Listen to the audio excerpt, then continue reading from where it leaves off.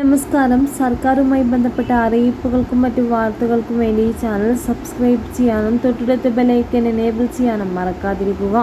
ഹൈക്കോടതി ജഡ്ജിമാർക്കെതിരെ അന്വേഷണത്തിന് ഉത്തരവിടാൻ ലോക്പാലിൽ അധികാരമുണ്ടെന്ന് വിധിച്ച ഉത്തരവ് സുപ്രീം കോടതി താൽക്കാലികമായി മരവിപ്പിച്ചു. ലോക്പാൽ ഉത്തരവ് വളരെ അസ്വസ്ഥത ഉളവാക്കുന്നതാണെന്ന് വിശേഷിപ്പിച്ച് സുപ്രീം കോടതി കേന്ദ്രത്തിനും ലോക്പാലിനും തുടർന്ന് രജിസ്ട്രാർക്കും നോട്ടീസ് അയച്ചു.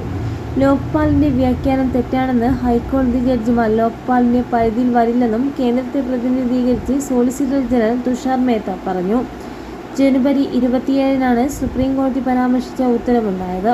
ഒരു ഹൈക്കോടതിയിലെ സിറ്റിംഗ് അഡീഷണൽ ജഡ്ജിമാർക്കെതിരെ സമർപ്പിച്ച 2 പരാതികൾ പരിഗണിക്കുന്നതിനിടെയാണ് ലോക്പാലിന്റെ അഴിമതി വിരുദ്ധ ഓംബുഡ്സ്മാനാണ് ഈ ഉത്തരവ് നൽകിയത്.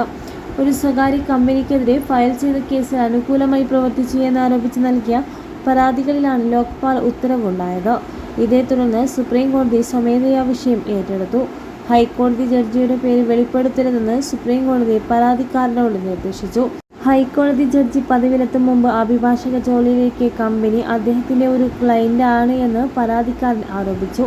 ജസ്റ്റിസ് എ ഖാൻവിൽക്കർ അധ്യക്ഷനായ ലോക്പാൽ ബെഞ്ച് ഒരു ഹൈക്കോടതി ജഡ്ജി പൊതുപ്രവർത്തകൻ എന്ന നിർവചനത്തിന് വരുമെന്നും ലോക്പാൽ ലോകായുക്ത നിയമം ജഡ്ജിമാരെ ഒഴിവാക്കുന്നില്ലെന്നും വിധിച്ചു.